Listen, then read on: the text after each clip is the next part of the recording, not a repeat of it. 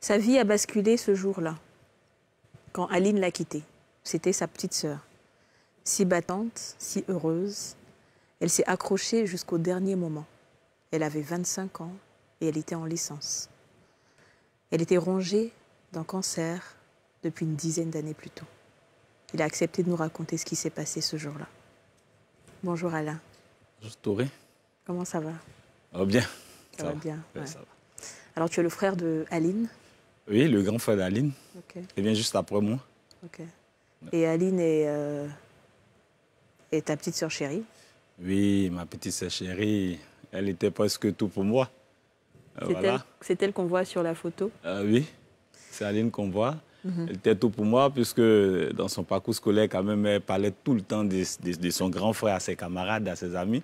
Donc, j'étais comme une sorte de star auprès de ses amis. Ouais. Elle aimait tellement parler de son grand frère. Et puis, surtout que moi-même, je jouais, je pratiquais un peu le foot. Donc, tout le temps en train de raconter, parler de son grand frère. Voilà, donc, et comment son mal a commencé? Il faut dire que ça a commencé par des douleurs au niveau du ventre.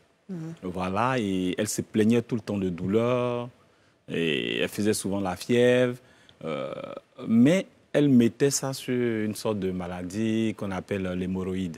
D'accord. Voilà, donc, puisqu'elle avait des douleurs, elle avait du mal à la selle et autres, donc elle se disait qu'elle souffrait d'hémorroïdes, mais nous, on ne savait rien. Jusqu'à ce qu'à un moment, elle puisse me trouver à Oumé parce que ça n'allait pas. En ce moment, moi, j'enseignais à Oumé, donc à l'intérieur du pays. Du pays, ouais. Voilà. Donc, quand elle est venue, elle a dû faire un traitement. Un traitement traditionnel? Non, pas traditionnel. Nous sommes allés à l'hôpital. Voilà. Et on a fait un traitement, mais en son temps, il n'y avait pas de structures réelles qui pouvaient nous aider ou bien une orientation qu'on pouvait avoir pour dire que, bon, voilà de quoi elle souffre. D'accord. On a fait des analyses. Qu'est-ce que vous pensiez qu'elle souffrait de quoi?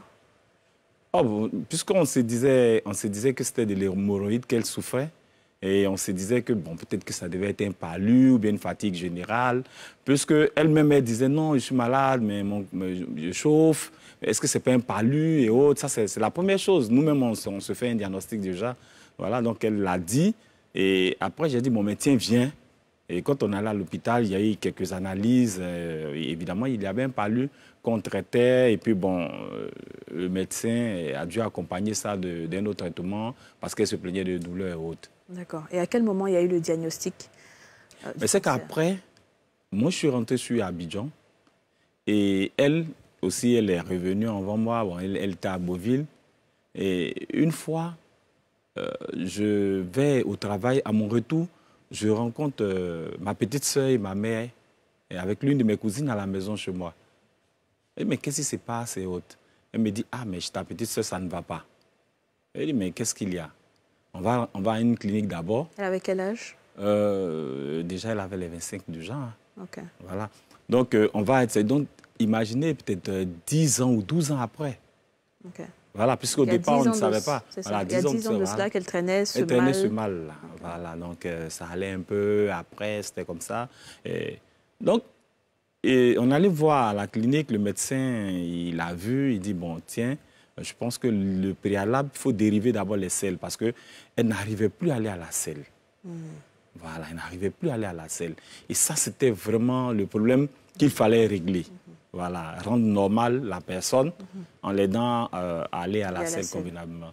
Donc, le médecin nous évacue à l'hôpital d'Abobo, on voit un chirurgien et le chirurgien est fini. Mais moi, il y avait quelque chose quand même qui m'embêtait. Voilà. Lorsque je vois le médecin, il me dit non, l'autre a demandé à ce qu'on dérive les selles et autres. Ça me fatiguait un peu cette expression-là. Donc, je suis allé voir le chirurgien qui a fait ce jour-là l'intervention. Je lui ai dit, mais tiens, nous sommes entre nous jeunes, parle-moi sincèrement. Il dit, bon, assieds-toi dans mon bureau. Donc, c'est là qu'il m'a raconté maintenant l'histoire. Il m'a dit, non, lorsqu'il était en train il a fait la chirurgie pour dériver les selles, il fait le constat qu'il y a des couches qui ne sont pas habituelles dans son ventre. Il dit, mais ça veut dire quoi? Donc, il dit, non, il y a des masses comme ça, des cellules, donc des tumeurs dans le ventre. Wow. Et quand il me dit, je dis, qu'est-ce que vous voulez me dire? Il me dit non, qu'elle souffre d'un cancer. Donc, je suis resté pantois. Je suis resté dans son bureau pendant... Bon, c'est comme si je vivais la chose encore aujourd'hui. Je suis resté dans son bureau pendant 1 minute. Il a baissé la tête. Je l'ai regardé, je lui ai posé une seule question. Donc, ma petite sœur va mourir. Le médecin m'a dit, faisons le constat ensemble. Et comment Aline a pris Elle n'était pas là. Est-ce que vous lui avez dit après? Je ne lui ai pas dit. Donc, quand on a fini l'hospitalisation pendant 3 jours, on est rentré à la maison, puisque moi j'habitais Yopougon. Ma mère était là, ma petite sœur très souffrante. Pendant 1 semaine, j'avais plus le moral. Ouais. Parce que c'était comme si c'était un coup qu'on me donnait à la tête. Pour moi, je ne pouvais vraiment pas imaginer que ma sœur souffrait d'un cancer. Ouais. Et le cancer était égal à la mort directement. Donc j'avais cette image-là. Et donc tu n'as dit à personne? Non, à personne, à mon épouse après. Et quand je suis arrivé, j'ai dit ça à mon épouse. Elle m'a dit, mais pourquoi est-ce que tu as abattu? Pourtant, tu reviens de l'hôpital et autres. J'ai dit, non, je vais t'expliquer quelque chose. Donc, je lui ai expliqué ça. Et pendant 1 semaine, je n'avais plus d'activité que de penser à ça. Je voyais, j'imaginais un peu ma petite soeur quitter le monde et autres. C'était vraiment difficile. Je la voyais me demander, mais mes grands frères, mais pourquoi es-tu triste? Pourtant, tu allais me faire soigner tout ça là. Je lui ai dit oui, mais c'est que le traitement n'est pas encore fini. Je suis en train de voir quel médecin il faut voir et puis pour qu'on puisse continuer. Alors, à aucun moment, elle n'a su qu'elle avait le cancer? Non, en aucun moment. D'accord. Donc, elle ne... En aucun moment. Et la maman, elle savait, maman? Oui, ma mère aussi ne savait pas. Je ne lui ai pas dit. Donc, ça a pris le temps que ça devait prendre. Mais comme je l'ai dit, c'est mon épouse même qui m'a dit, mais tiens, réveille-toi. Ne te laisse pas abattre, parce que si tu te laisses abattre, tu vas perdre ta sœur. Ouais. C'est là que je me suis réveillé. Et c'est là que j'ai compris qu'en réalité, il fallait me réveiller. Il fallait se battre. Il fallait se battre. Et pendant le traitement avec Aline? Et pendant le traitement, elle ne savait pas. Mais c'est que les choses s'empiraient. Puisqu'elle était déjà métastasée. Okay. C'était ça notre douleur.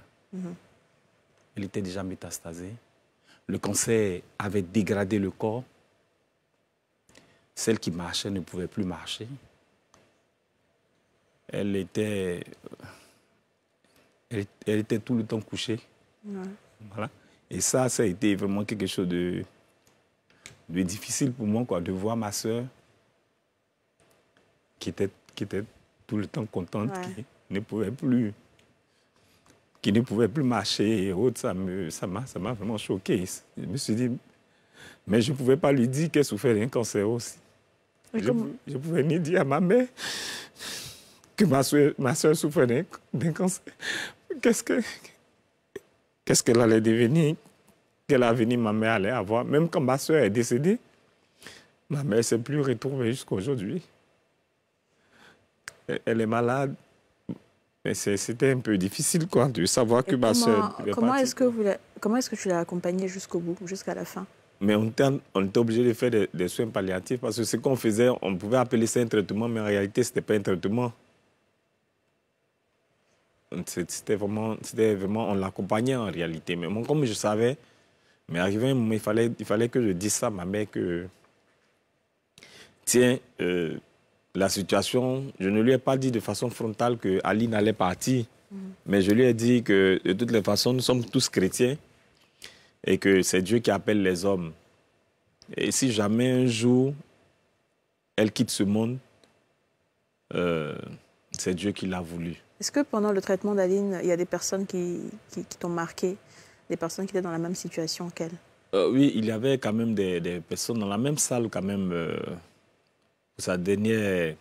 pour la dernière étape quand même, dans la même salle, il y avait près de 5 personnes comme ça.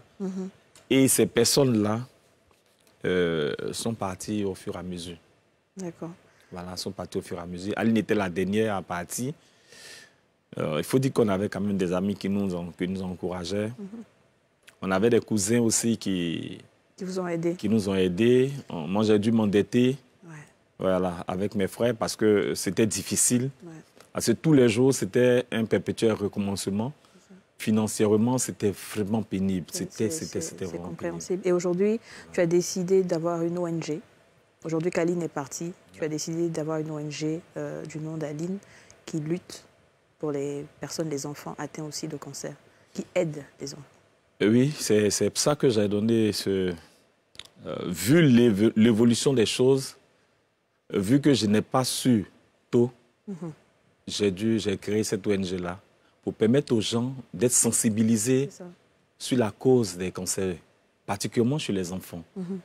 Voilà, parce que cette cible-là, elle est vulnérable, l'enfant est vulnérable et le cancer détruit. Aline n'a pas eu d'enfant, donc pour moi, il fallait me tourner sur la cause des enfants. Ce qui a détruit ma soeur ne doit pas détruire un enfant. C'est très bien. Voilà. Ce qui a détruit ma soeur ne doit pas détruire un enfant, donc je suis à fond. Et on essaye de les accompagner, d'abord par la sensibilisation, par la prise en charge et la réinsertion sociale et éducative aussi. Voilà, parce qu'on a l'impression que le cancer, c'est des pratiques occultes, c'est des pratiques de sorcellerie, mais en réalité, on n'est pas informé. Donc la plus grande barrière, c'est notre ignorance. Donc il faut faire beaucoup de sensibilisation. Merci beaucoup, Alain. Merci d'avoir partagé cette histoire forte et cette histoire émouvante avec nous. Et on espère que Aline, de là où elle est fière de ce que tu fais en ce moment. Merci. Et on passe un grand coucou à ta maman. Merci. Merci.